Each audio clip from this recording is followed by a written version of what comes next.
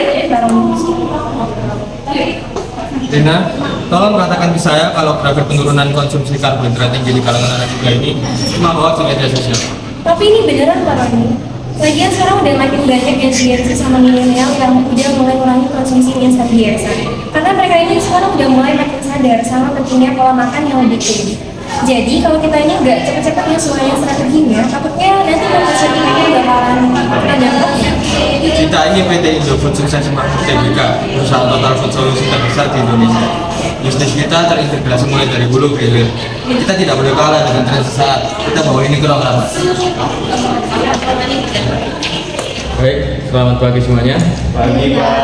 Rapat evaluasi strategis tengah tahun 2026 resmi saya buka. Kita menghadapi masalah pergeseran pasar yang serius. Eka, sebagai konsultan strategis kita, berikan kami analisis makronya. Sebelumnya, terima kasih atas kesempatan yang telah diberikan oleh Pak CEO. Saya di sini ingin menyampaikan analisis strategi yang telah tim saya buat melalui analisis 5 force untuk menentukan strategi posisi perusahaan selanjutnya. Pertama adalah kekuatan perusahaan saat ini di persaingan industri memiliki tingkat high. Dengan justifikasinya, kompetitor itu sangat agresif dalam strategi copycat alias meniru produk-produk kita seperti Indomie goreng, Indomie seblak, dan sebagainya. Dan juga ada perang harga yang terus akan menggerus margin kita dari waktu ke waktu yang akan datang. Kedua, ada ancaman substitusi yang memasuki tingkat modern hingga high dengan pergeseran biaya hidup konsumen ke pangan sehat alias organik, yang mana itu memberikan tekanan kompetitif dari pedagang-pedagang baru yang mulai hadir akhir-akhir ini. Tunggu dulu, Bu Eka.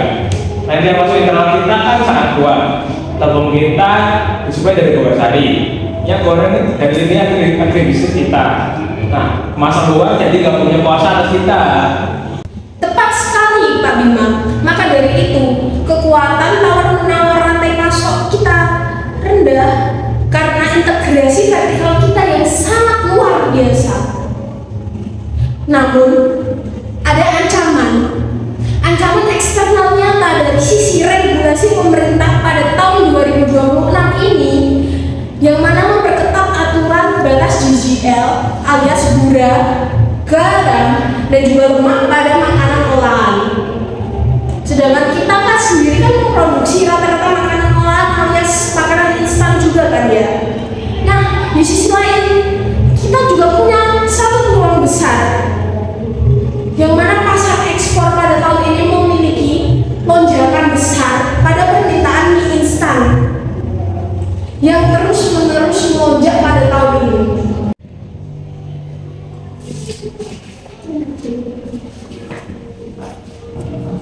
Tadi kan kita udah bahas kondisi pasar dari luar. Nah, sekarang kita lihat dari dalam perusahaan lewat analisis SWOT. Untuk kekuatan, kita jelas ada di brand Indomie yang udah melekat banget di masyarakat. Dan untuk distribusinya, kita juga udah kuat, bahkan sampai ke warung-warung kecil yang ada di berbagai daerah. Tapi, ada satu hal yang perlu kita waspadai, yaitu pendapatan kita masih banyak bergantung pada produk mie instan reguler.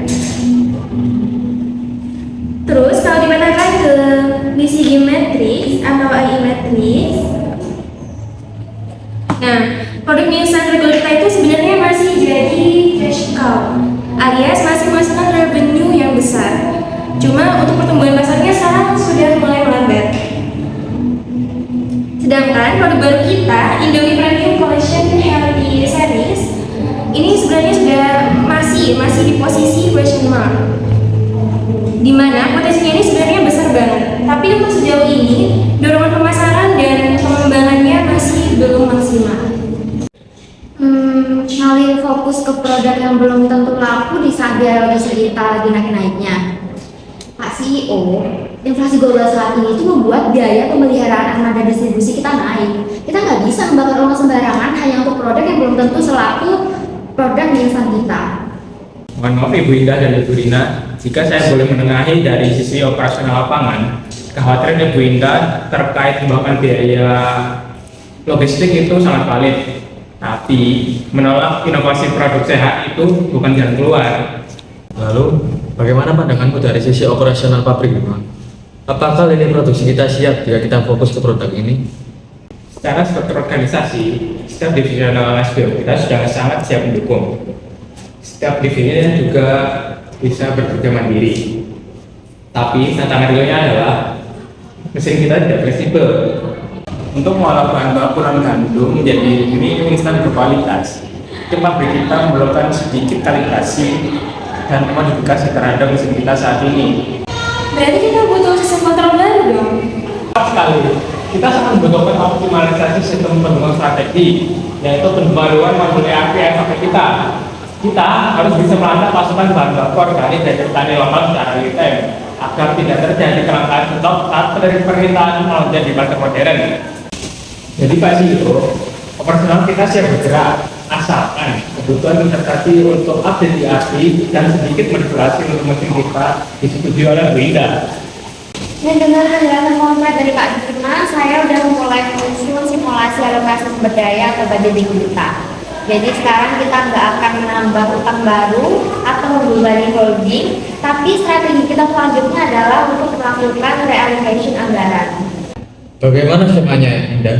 Kita potong 7% anggaran pemasaran produk stok kita yang udah mapan, terus kita alihkan untuk mendanai investasi mesin R&D dan pembaruan sistem ERP operasional yang disebutkan oleh Pak Bima tadi. Terus dengan begini, arus kas kita di tahun 2026 akan tetap terjaga, efisien dan tidak mengganggu proyeksi laba bersih kita. Keputusan yang cerdas dan taktis, Indah. Ini yang dinamakan leadership dan budaya organisasi yang adaptif. Kita tidak hanya menambah utang, tapi memaksimalkan apa yang kita miliki. Saya minta seluruh manajer unit SBU kita menanamkan budaya kerja yang tangkas. Sekarang kita harus bergerak cepat menangkap perubahan pasar ini. Eka, bagaimana cara kita menilai keberhasilan proyek ini? Begini, untuk memastikan implementasi ini tidak melenceng dari yang seharusnya, kami dari tim konsultan telah menyusun kerangka evaluasi strategi dengan menetapkan KPI alias Key Performance Indicator.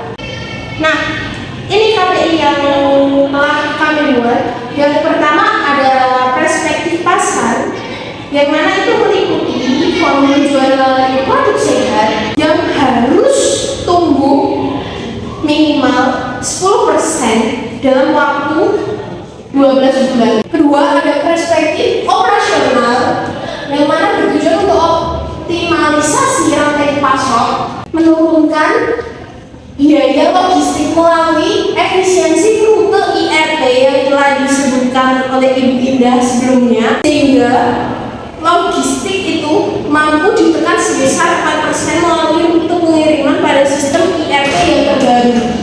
Lalu yang terakhir bisa dilihat di sini ada perspektif regulasi, di mana seluruh lini produk baru wajib lolos sertifikasi seperti GGL, halal tentunya dari pemerintah 100%. Luar biasa, analisis yang tajam, pemetaan yang jujur, alokasi anggaran yang efisien, dan rencana evaluasi yang matang.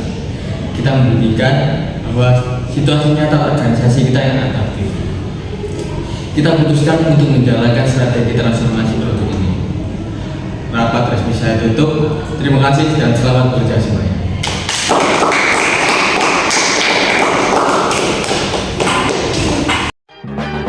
One is the loneliest number that you'll ever do.